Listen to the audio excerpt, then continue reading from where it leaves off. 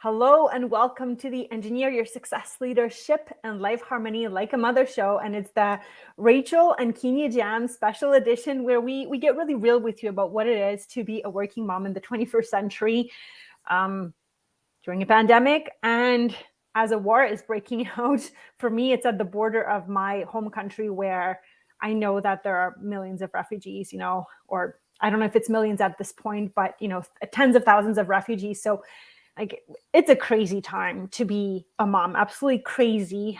But I've talked about what's going on in the world, when I have strong positions on that. But today, I think in our conversation with Rachel, we want to give you a dose of inspiration and hope. Today's topic is making health a priority as a working mom. And I love the questions my team put because one of the last times Rachel and I were talking, I was being a little bit hard on myself.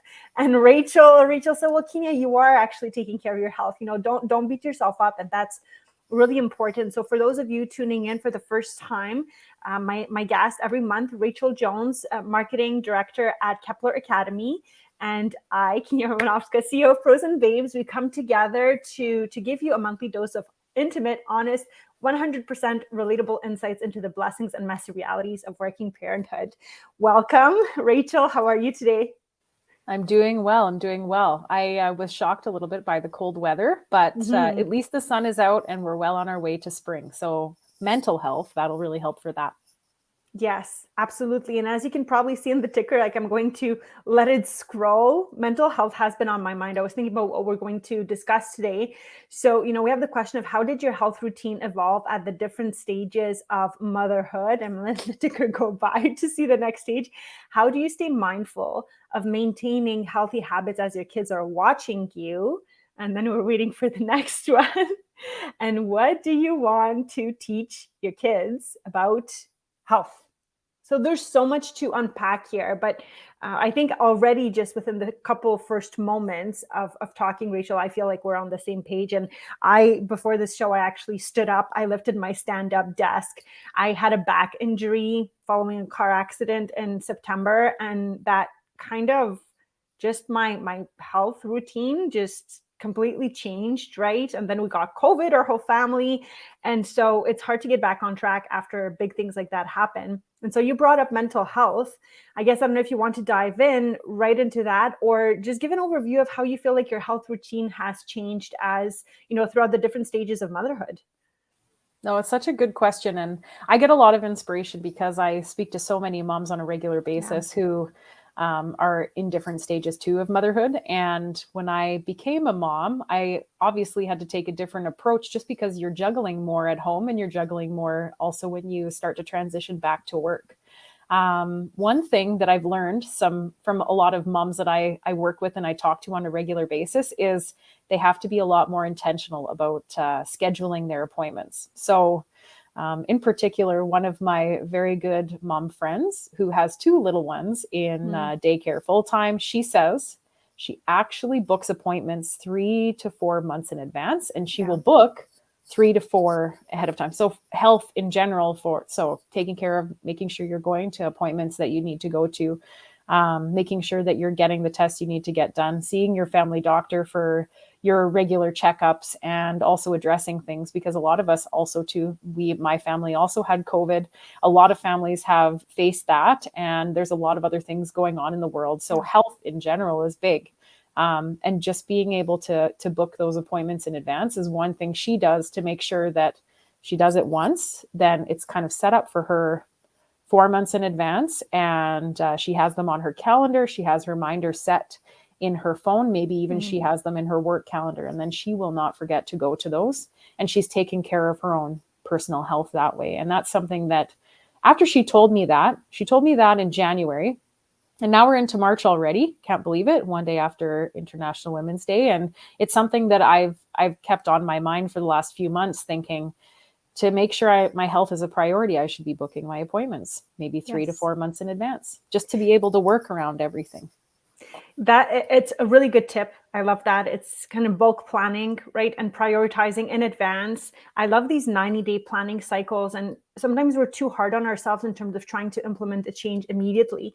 But our life changes every 90 days. And I think that if you really want to implement a change, but you're really having a hard time fitting into this season of life, do it 90 days ahead. And so if your goal is to become more active, then intentionally put it in your calendar regularly, right? In term, like in the next 90-day period, after 90 days have passed. I think that's a really good way to approach things, and it relieves the pressure, because as A-type personalities, we often tend to pile on more than, we bite off more than we can chew, right? And it's like, oh, I'm not doing my health stuff and I need to do it right away. And then it can start causing friction with other areas of your life. So really, really good tip. When I'm thinking about health, it's such a broad topic. Actually, it is Health Month in our Mom BA program right now. So we have a special guest speaker who does DNA-driven health plans. And we've been talking a lot about hormones and how science studies women not in the same way as men, and in fact less, because we have different hormonal cycles. And so for all of those reasons, it becomes more tricky to do the testing, right? And we had the mindset conversation about it, like, what can we do? And it was interesting for me to hear that there's not tons we can do about it. I mean, that's a broader conversation. I'm not going to dive into it. But essentially, we learned a lot about hormonal balancing and key hormones, so cortisol. And we did a hormonal assessment on how can you see common hormonal imbalances popping up. And that was so interesting, because that's not part of the mainstream health conversation. We don't talk about women's hormonal cycles. Like, men cycle every 24 hours. For women, there are 4 distinct phases. And so we talked about how different phases align with productivity. There's seasons of productivity and rest, but the way the working world works, where we don't necessarily honor those seasons. So we all walked away with some key takeaways on how we can start scheduling our life differently in alignment with those hormonal cycles. Lots of concerns about high cortisol and then the effects it can have on everything else. So we have a specialist who comes and we do something called emotional freedom technique and tapping, which reduces cortisol significantly. You can find podcasts on the topic. It's called Tapping Emotional Freedom Technique. It's amazing. I've been going through a period of significant stress this quarter, lots of changes. The world is kind of crazy right now with everything, as you probably know, right? Yes. And so when I did that one tapping session, my family said I was a different person. Like, even my team, they said, and so you tap special points, and it can reduce blood flow to the amygdala by 40% and really decrease cortisol levels. So those are a few kind of tips and tricks that I've learned when I think about practices, and you and I talked about it already, that have been where I felt like I was at my best. The morning walks, right? You and I talked about that. Again, this season has been a little bit harder because of my back injury and the horrible weather. Right. But that season of life where I walked for months at a time, first thing in the morning, made a tremendous impact on my mood. And it's free, right? And it's really, really good for women as we age, and we don't talk about it that much. And then another tip I heard that I've actually recently stopped drinking coffee. I've been able to replace it with other things, but delaying your coffee to later in the day. Our specialist told us that it can have real impacts on your cortisol level. So don't have it first thing getting up. And again, I think when we think about health and hormonal health and gut health, we don't talk about it so much in the healthcare conversation. So I wanted to use this opportunity in this dialogue with you to share some of the most eye-opening pieces of conversation that I've had in the last year in discovery, because our definitions of what is health and what are activities that support our health really, really vary, right? It's tremendous. When I'm talking about those things, Rachel, about hormonal health and hormonal balances, what comes up for you? Is it something that you've been hearing about? Yeah, I've heard about tapping. Absolutely. It's something that I think can work for a lot, but I'll often wonder, and I often ask myself the question, as mothers, where does this extra stress come from? And it's because, we've all talked about things like the motherhood, the mental load, everything that we go through when we change, when we become mothers, when we deal with different transitions, and how we experience it differently than our partners. And those in our relationships. Maybe we're single parents, single mothers who we know a lot of those too. I know a lot of women who are single parents, and there's more to carry and more to worry about. And I know that's why for a lot of women that the obviously hormones coming up, it's not just like there's things in your world that are impacting you, and it's changing the way that you experience them and also how you can deal with that stress too. So that's what comes up for me. When I talk to different parents too, especially when it comes to trying to find childcare or going back to work, looking at your career, it's often always going hand in hand. And there's so much that parents are concerned about and are thinking about. So it's no wonder that stress crops up, and perhaps also too, that's impacting hormones as well. And it's something that I like to research about, something that I like to listen to podcasts about, but that's what comes up for me. And it seems like it exists for everybody. And I'm sure different things work for different people, but it seems like there's some simple things that everybody can do to kind of limit those things in their lives. I'd love to start doing more walking like you were doing. I'd love to be able to think about drinking more water, more thoughtfully. I always seem to forget my water bottle, and I always seem to forget to take that walk. And I need to, it's maybe I schedule it into my day. I think it's just taking that first step out the door. It's the hardest, but once you do, you can do it. And that, I feel like that would really impact health.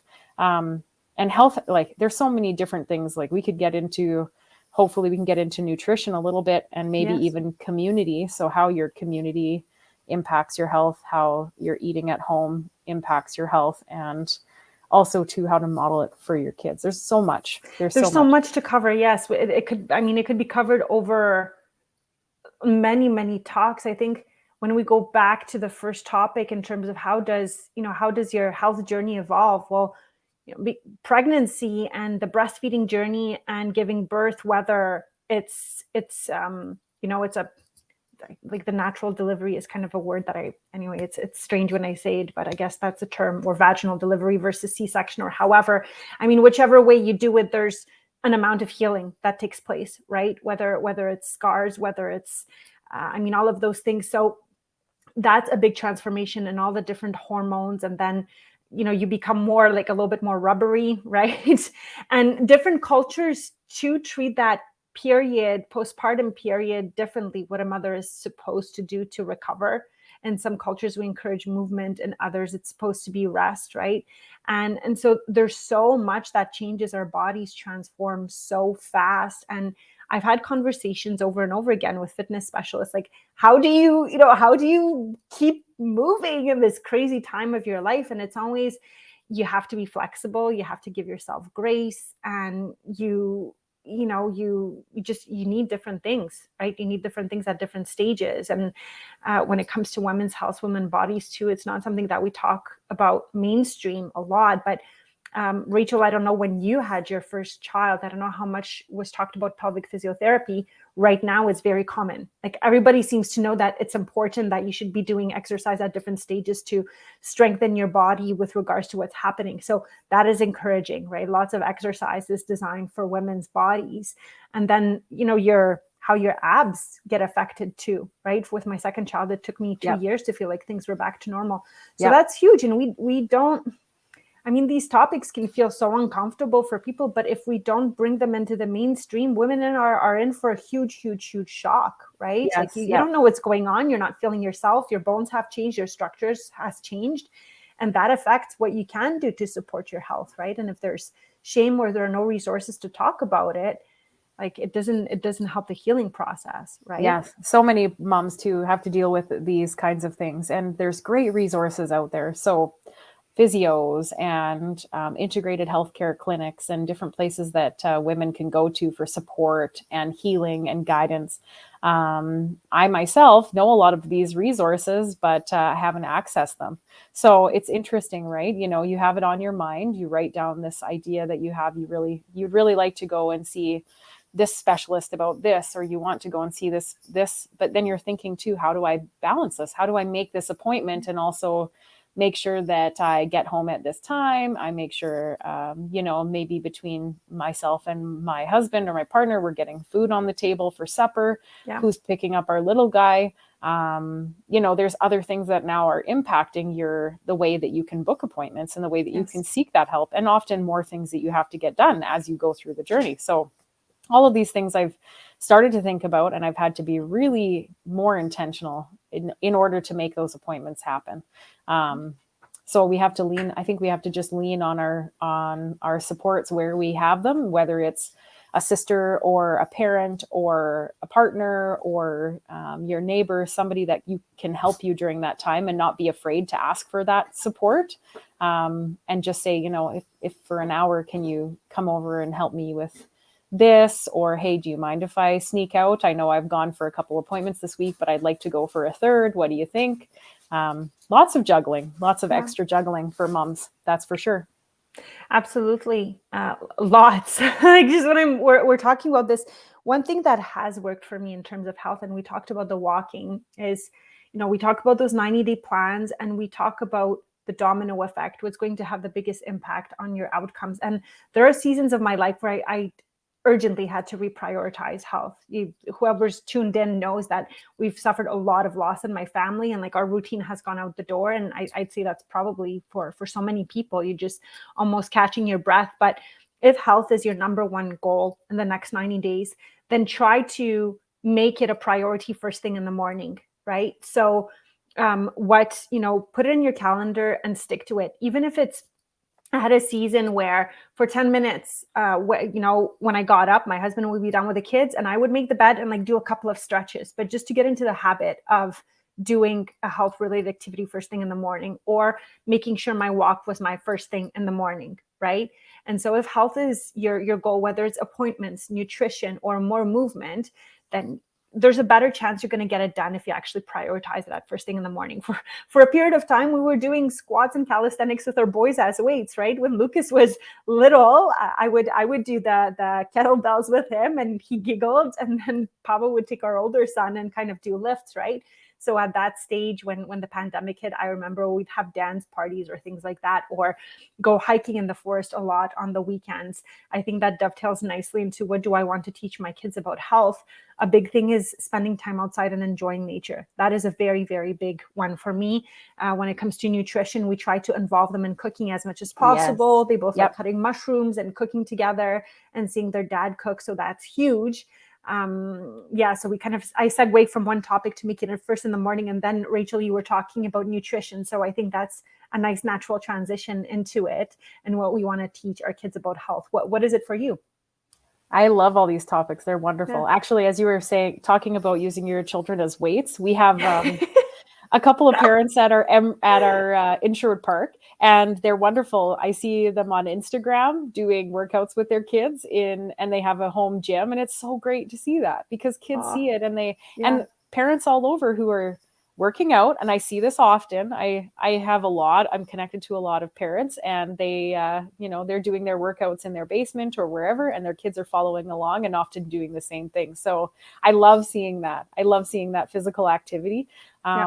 All of these things, it's funny because in childcare, we cover all of these topics during the day because we're role modeling for children, and obviously working through like nutrition, mental health, like working with kids, talking about stress. How do we deal with it with children during the day? And then also to nutrition. It's really big.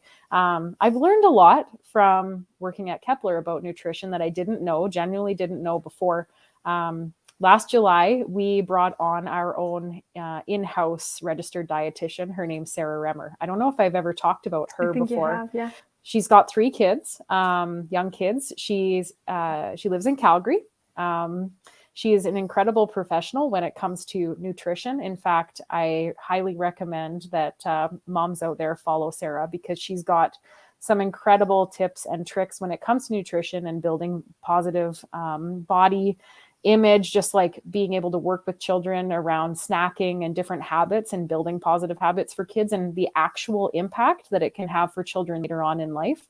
I won't lie. Sometimes I actually worry about my little guy at home with his nutrition, because he'll eat way better at Kepler sometimes than he decides to eat at home. So we always have to work on this. But Something that we've done at Kepler that's great, that's very much a value add for our families, is part of Sarah working with us is not just doing our meals and snacks and all our recipes, but she actually hosts workshops. So she does a live 1 hour virtual workshop similar to what you do, Kinia, where you're working with families, where she will talk about a specific topic, and we'll have 50, 60 parents join us, and they can ask questions. And we've done 2 so far where parents were asking. The latest one is all about meal planning and supper planning.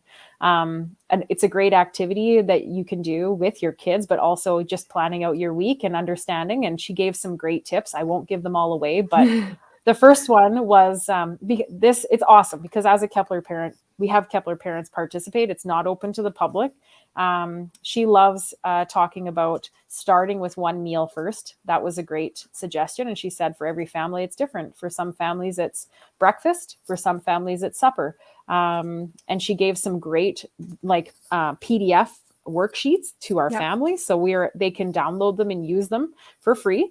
And they're great. They're great templates for somebody that can just print them at home and start meal planning for the week. I actually was just talking to a mom today, and she said, remember how we did that workshop? And I said, yeah. So it's been a couple months. Have you tried implementing any of those, meal planning things? She said, well, I started it 1 week and then I didn't do it the next week. And Sarah talked about different things like, when you're shopping at Costco, you tend to overbuy things. So maybe try and have a more specific list and involve your children in cutting vegetables, involve them in the process, because the more they're involved in building a healthy environment. So not just focusing on snacks, not just focusing on lunch or supper, involve them in the process, the more they'll feel like they're, in control and they have choices and options, and they're allowed to kind of determine that themselves. I think nutrition is probably for me personally, one of the biggest struggles. But it's something, working for a childcare provider, it's one of the biggest things that we've put the most investment into. I mean, we invest in everything, but nutrition is one of those things where if a child hasn't eaten properly and if they're not properly fueled, they probably won't have a good day. You'll try and involve them in activities. You'll try and get them involved in some physical play and working with their friends. But, if you're not properly fueled, will you feel good? Will you want to do those things? I feel like a lot stems from nutrition. So nutrition for me is something that I've really been focusing on, and I'm okay to share with everybody that I am expecting. So I'm past my first trimester now, and nutrition is one of those things that the first time around with pregnancy, I was thinking about it and very intentional about it, but now I don't worry about how much I eat. If I want to have a bigger lunch, I just do it. If I want, I think that it's really important for us to just trust in what we want to do from a nutrition standpoint, but also think, how can I plan this better, and how can I get some more nutritious foods into my body? And it's not just about eating salad. It's so much more than that. Kids pick up on everything that we say. And that's why I love following Sarah. And that's why I love also posting tips for parents and involving them in what's going on at the centers with their kids. Like a lot of working moms are dropping their kids off, and now they actually get to see, what's my child eating? How much is my child eating? Are they getting what they need every day? And that to me is a big part of health as a family, and just for moms in particular. I really hear the passion in your voice about the nutrition. I think it's one of your favorite topics. And I love somebody in the comments said, congratulations. We don't have a name, but somebody, Shirley, congratulated you for your great news. Something that, and congratulations to you too. I had the chance to see that earlier this week. One thing that really struck me is when you were talking to this mom, she says, oh, I did it 1 week and then I didn't do it the week after. And I think it's so important to give ourselves, it sounds like a cliche term, but give ourselves grace and understand that it's a time where it's so hard to be consistent. Like our schedule is changing every week. There's new, I didn't expect that this is the world dynamic I would be raising my kids in. And I don't know about you, but I'm seeing a lot of people are just really plain tired. We were just starting to see the light at the end of the tunnel with the pandemic, probably, right? Yeah. And now there's a war. And to me, that hits really close to home. And so the stress is high. The pressure on mental health is quite high. I'm worrying about my family, right, in Europe. And so sometimes we're great with nutrition, and sometimes we take some shortcuts. And I mean, overall, we're a family that likes to cook things from scratch. Cooking is a huge part of our family culture. I would say my husband cooks a lot, so our kids watch it. They want to help. And sometimes we make sure they get their smoothies and greens in their smoothies. And sometimes just, yes, the nuggets will come on the plate. And it made me smile because we interviewed it was a regenerative gardening specialist in our community, and they have 2 children and they're a single parent. And so, I was expecting that family would always be having nutritious homegrown stuff, but they joked too and said, sometimes it's fries. I've given them fries many more times than I would like this week. And it was just refreshing to hear that from somebody whose whole career is around growing nutritious foods, right? So I think when I have a tendency to get too hard on ourselves, and my older son has eczema and allergies, like to nuts, dairy, and eggs. So the restrictions are complex in our family. Oh, wow. Right. Yes. And so I've been on restrictive diets too, therapeutic diets to try to help them. It's just a tough topic, and it's easy to beat yourself up when you have a phase where maybe your nutrition isn't as optimal as you would like it to be. And I think the way I try to gently put myself back on track is see, like, okay, in the morning, can I favor a couple of things that are going to be really nutritious? And so if I tend to kick things off better in the morning, right? Like have a salad as a snack instead of something that I would grab quickly, or a comfort food or whatever, then that tends to set things in more positive motion, and like gradually getting back and making sure the kids get those portions of fruits and vegetables, in ample quantities, and like seeds and almonds and whatever is safe for our children, right? It doesn't have to be black and white. Like we're doing fantastic and eating all the good stuff, and then all of a sudden, no, we suck, and we're only eating frozen pizza or whatever. I would think it's normal for us to have some ebbs and flows right now, Completely, right? And completely. Yeah. That's something that in one of her workshops, Sarah kind of also touched on, because it's her, this is her profession, it's her career, and nutrition and diet are her number one concerns. And, she said, you don't have to be perfect. Repetition is fine. She will make craft dinner, she'll cook different things for her family, and she doesn't allow guilt to creep in. I mean, sometimes I know it does happen, and you can think that way, but there's something that she's taught us, and she's as a team at Kepler, and she's also taught our educators and shared and taught with our parents too, is the feeding, there's like a responsibility of feeding. And that's something that has really hit home with me, because I used to carry a lot of oh boy, am I doing this right? Am I serving the right foods? As my son getting enough of what he needs? And there's something where parents, we choose what and when, and our children choose how much. So if we're serving supper, we decide when it's served and what we serve, and our children decide what and how much they're going to eat.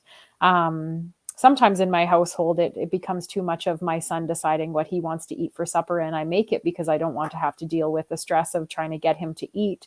Also too, but one thing that she really hit home with that I really loved is getting your family to come and sit and eat together. Try at least once a day, whether it's the 2 of you or the 4 of you or the 6 of you, depending on your family and your family structure. Just try and sit together and use dinner time as not just an important time to eat, but an important time to talk about your day, which is health. This is health, right?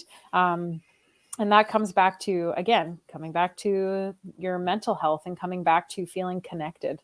The world seems big. It can seem like there's a lot, and there is a lot going on out there, but how are we connecting at home? How do we start at home? And how can we create more happy moments at home to keep the cortisol down and keep those other positive hormones up, and try and create more moments where we're connecting and laughing and talking about good things that happened and celebrating little wins as a family. So that's something that she really talked about that really hit home with me. And I feel like so much stems from food and nutrition, like so much stems from food. So I loved that. And I think that is really important, especially when we're trying to role model for our kids and have a positive environment. I think to wrap up the conversation, what we always discuss in our setting and why we encourage women to take some time to spend with us is define your vision of success. What does health mean to you? And that's an opportunity to reflect on your values, what you learned from your own family, what you want to keep, what you want to leave, how you want to adjust to different circumstances, right? Health is such a broad and rich topic. Like, we have tons of modules in our program. But I'd say a good starting point is define what health means to you. And then think about we also did this little wheel of life, and it's not that little. There's like about 12 categories, from movement to hormones to intimacy to emotional health to nutrition. I don't remember all of them, but you can also do an assessment like that. Where do you feel you're doing the best, and where is it the most rocky?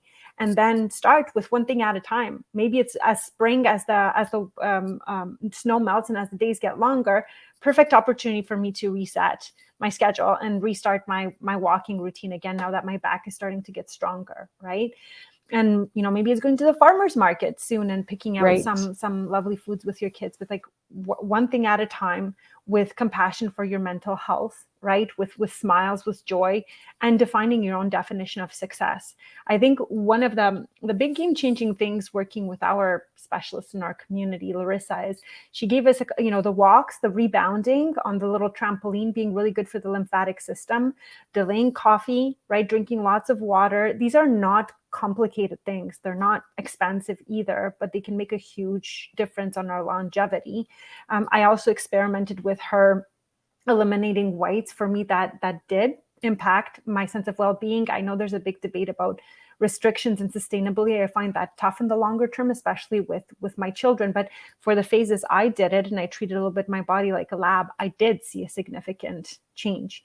And then the big topic in our mom community right now is making friends with your nervous system. Everybody, in terms of mental health, so that's why we put a huge emphasis on tapping. Mental health is like the number one thing on people's mind right now, truly. Right? We work with women who have very demanding jobs, leadership positions. The stress is high. Some of them are expecting a second child. And so just to come together as a community and recognize that, hey, you're not alone. You're not going crazy. You're not alone with finding different ways to navigate your anxiety. Like, we have tools that sometimes work and then you have to reinvent it. It's not like it's a one and done deal. It can be a continuous process. So for anybody who's listening and who, their nervous system, you're like, it's not super aligned these days. Know that you are not alone in this, right? A lot of people are feeling it too. It's a collective struggle. So we're sending you a lot of love in that regard. Rachel, in terms of the topic today, is there anything else that you would like to share with our listeners who are wondering, how do we create and prioritize healthy habits throughout the different stages of motherhood? Well, I think that it's important to remember to always connect with others, connect with the community, because yes. I think at the end of the day, when it comes to mental health, the worst thing for it is being or feeling isolated. Yeah. And I see so many people do better when they connect with a group or a community, and when they're like, it's tough sometimes starting out in childcare if you've never done it before, but once they do and they've started and they're able to connect with parents there, and then also connect with parents back at work, return to their office, maybe part-time or full-time, it really makes a difference. And also social connections are something that oftentimes get put to the back burner. Yeah. Something that I've seen a lot of, especially as I, become a mom, and I know so many mothers, is man, oh man, we never see each other anymore. We never get a chance to connect. And I've tried to make more of a point of going and doing things with parents that I know, with moms that I know, and having them bring along their kids with them. So there, you don't have to go somewhere. You definitely should and can go on your own, but a couple of moms that I know have said, oh, well, why don't we together head out for a walk? So you're going for a walk and you're also getting some socialization, and maybe you can talk about something going on at home. Feeling that connection. People have been unable to gather. They've been unable to see each other. People get sick and they can't connect or get together. So I think we need to make sure that we're treating ourselves with love. We're making a point to connect with others and get out in a social way instead of, maybe avoiding it because we think we don't have time. But, if you want to do that and you get an inkling to do it, to make a point to do it.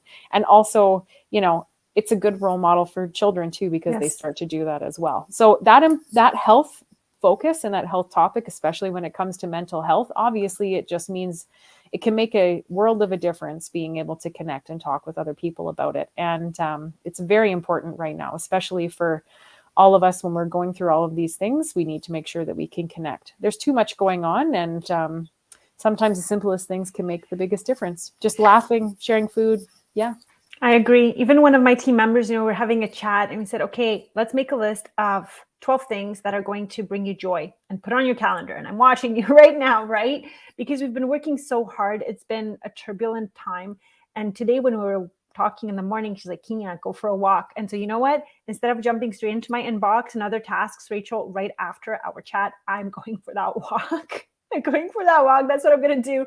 Small wins, like we build those habits. I'm glad I'm standing up with my standing desk. I don't know, maybe some people listening to this might think like, oh, she's not doing anything. Some people are really sporty and very disciplined. And you know what? That's okay. I think it's important to really, really acknowledge that there are times where this flows more easily. I used to bike 20 kilometers a day going to work, right? I used to walk all the time. Now it's a less active phase, but I'm not serving anyone if I beat myself up over it, right? Just like get out the small wins, try to get back on track, rebuild the core strength, and onwards and upwards. And even this conversation for me was nourishing. It was connection. It was support, for sure. Like my mental health, it's good. It's always such a pleasure to talk with you. I know how much you adore parents and how you've been just so dedicated and devoted in this industry. And the world is lucky to have you in what you do. Likewise. I think it's amazing. And you know what we get to do, Kinia? We get to meet women who are at all different stages and they're at all different phases. I know and see moms who, they're bodybuilding athletes, and then moms who are just trying to make sure that they are treating themselves well with their language and self-talk and getting up and having that coffee or there's so many different levels and different places that everybody is at. So all of it's inspiring to me. And I like to see people, as long as you're enjoying it and as long as you're feeling happy and it's bringing you some kind of true joy and that, then you got to keep it up. So finding something like that it's great, right? Amazing. That's what I like to see. That's what I like to see from parents. Well, so lucky to have this conversation today. To our listeners, if you enjoyed this and you know a parent who needs to listen to this to get some inspiration, please tag them. Please leave us a review on iTunes.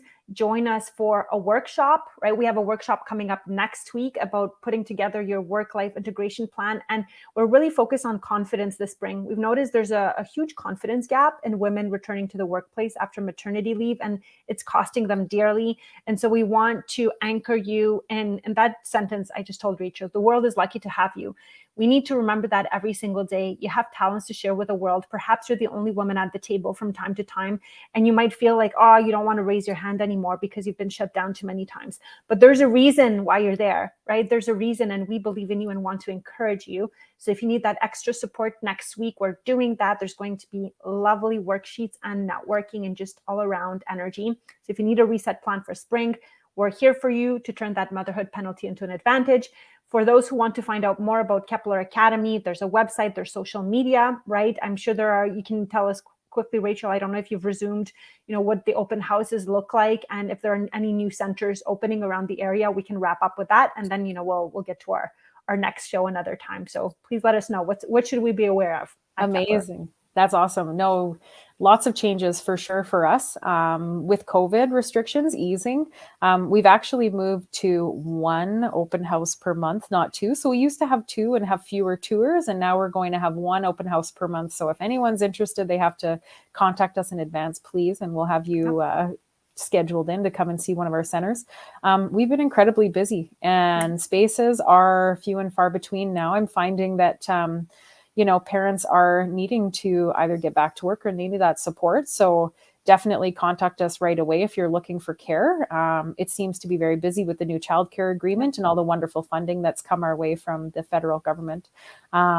We have actually this morning, I was down visiting our 10th center in Edmonton that will be opening hopefully this summer, and it's in the Keswick area.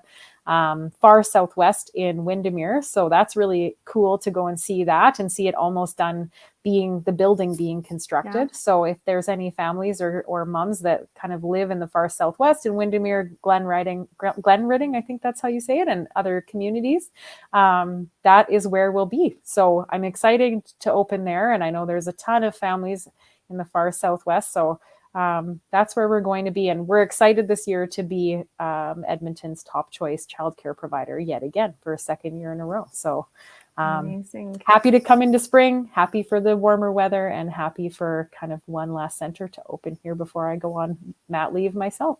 Wonderful. We're excited for you, Rachel. And for our listeners who are outside of Alberta, Kepler really, sets a standard. So if you are curious about childcare, it's a good place to start to see what's happening elsewhere. Even if it's not in your own province, you can get a sense of what is out there, what exists, and what kind of parameters you want to be setting for yourself.